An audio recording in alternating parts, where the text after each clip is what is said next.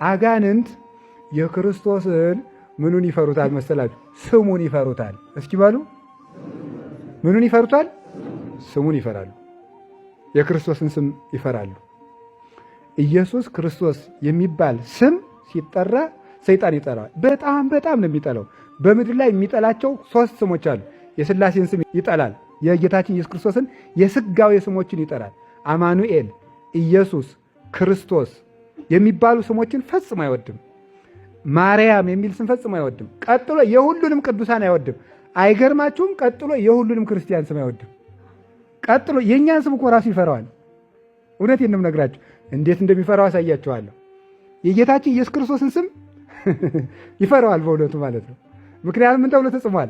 ከመለስሙ ለእግዚእነ ኢየሱስ ክርስቶስ ይስግድ ኩሉ ብርክ ዘውስተ ሰማይ ወዘውስተ ምድር ወዘበታይት ያለ ምድር። ፊልጵስዩስ ምዕራፍ 2 ላይ ከሰማይ በላይ ከሰማይ በታች በምድር ከምድር በታች ያለ ጉልበት ሁሉ ለኢየሱስ ክርስቶስ ስም ሊሰግድ ሊንበረከክ ይገባል። ለዚህ ነው የጸሎት ሲጸለይ የመጨረሻ ጸሎት የማን ስም መስላችኋል የሚጠራው? ኢየሱስ ክርስቶስ የሚል ስም ነው። መጨረሻ ላይ ቅዳሴ ያበቃ መጨረሻ ላይ ሊቀ ካህናት ኢየሱስ ክርስቶስ ብሎ ምንድን ነው ምን በለነ ክርስቶስ ነው የሚለው? እግዚኦ መሐረነ ክርስቶስ ነው የሚባለው ማለት ነው። የክርስቶስ ስም የጸሎት ሁሉ መደምደሚያ ነው። ስለዚህ ይፈራዋል ሰይጣን ማለት ነው። ለምን? ሥጋን ለብሶ የተቃወመው በዚያ እንደሆነ ስለሚያውቅ። ስሙ ሲጠራ ስሙ ሕይወት ነው። ሕይወት መድኃኒት ነው። ኢየሱስ ማለት መድኃኒት ማለት ነው። ክርስቶስ ማለት ክቡር ንጉሥ ማለት ነው፣ የዘላለም ንጉሥ። አማኑኤል ማለት እግዚአብሔር ከእኛ ጋር ሆነ ማለት ነው። እነዚህን ስሞች አይወዳቸውም፣ እንዲጠሩም አይፈልጉም። ልብ ብላችሁ ታውቃላችሁ። ቅዱስ ያሬድ ከሰማይ ወጥቶ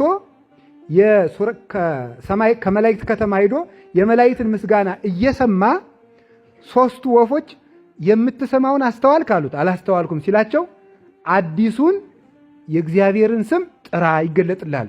ኢየሱስ ክርስቶስ የሚለውን ቃል ሲሰማ አይሰማው የነበረ የመላእክት ዜማ ተሰማው። ስለዚህ ትልቅ ጸሎት የሚባለው አሁን ምንድን መስላችሁ? የመነኮሳት የመጨረሻ ጸሎታቸው ዋና ጸሎታቸው ምንድነው ታውቃላችሁ? የእግዚአብሔር ልጅ ጌታዬ ኢየሱስ ክርስቶስ ወይ ማረኝ የሚል ነው። እስኪ በሉ የእግዚአብሔር ልጅ በሉ። ጌታዬ ኢየሱስ ክርስቶስ ወይ ማረኝ። ይሄንን ለዚህ ገዳም መናኔን አስተምሬያለሁ። ይሄንን ካሁን በፊት ማለት ነው። ስንት ሰው እያደረገው ይሁን አይሁን የኔ ድርሻ አይደለም። ምክንያቱም ምንድነው ያለ? እግዚአብሔር ዝራ እንጂ አጭድ ብሎኛል አላለም። የሚያጭድ ማን ነው? እራሱ ነው። ያደረጉት ይሆናል። መናንያን ደግሞ መነኩሴ ችግር የለበትም፣ በዚህ ያደርጉታል። እስኪ በሉ የእግዚአብሔር ልጅ በሉ። እሺ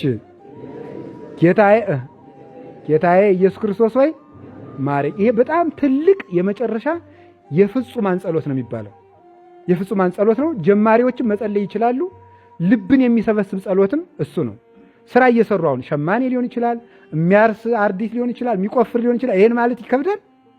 አይከብድም። እየቆፈረ ራሱ የእግዚአብሔር ልጅ ጌታ ኢየሱስ ክርስቶስ ወይ ማረኝ፣ የእግዚአብሔር ልጅ ጌታ ኢየሱስ ክርስቶስ ማረኝ እያለ መስራት ይችላል። ይሄን ማለት አንደኛ ማረኝ ትሕትና ነው፣ ኃጢአትን ማመን ነው።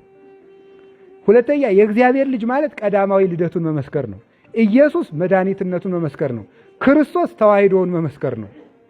ስለዚህ ሁለቱንም ልደቱንም የሚመሰክር ስለሆነ ትልቅ ጸሎት ናት እና እንደውም አንድ ባይታዊ ለዚህ ከ30 ዓመት በላይ ሳያቋርጡ ሊጸልዩት የሚገባ ጸሎት ምንድን ነው ብሎ በበረሃ ያሉ ባስኬትስ ያሉ ባይታውያን ሁሉ እየዞረ ጠይቆ ነው ያገኘው ይህን ጸሎት ማለት እና ከስትንፋስ ጋር ነው የሚጸለይ። ለምሳሌ ሲያጠር ደግሞ እግዚኦ መሐረነ ክርስቶስ ነው። እስኪ በሉ እና ይሄ ልብን ይሰበስባል።